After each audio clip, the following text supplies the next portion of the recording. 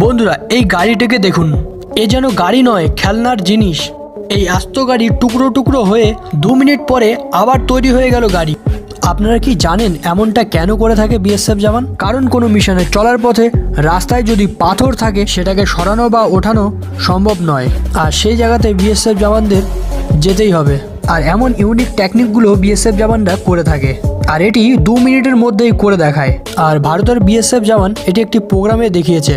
আপনি চাইলে ঘড়ির টাইমও দেখতে পারেন, 2 মিনিটেই সম্ভব।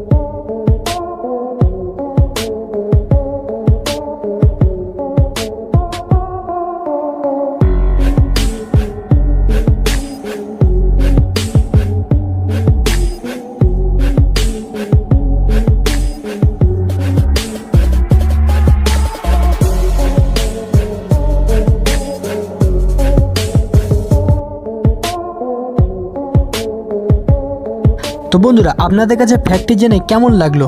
যদি ভালো লেগে থাকে তাহলে অবশ্যই একটা লাইক করে দেবেন। আর আমাদের চ্যানেলে যদি নতুন হয়ে থাকেন, নতুন নতুন ভিডিও দেখার জন্য আমাদের চ্যানেলটিকে অবশ্যই সাবস্ক্রাইব করে রাখুন।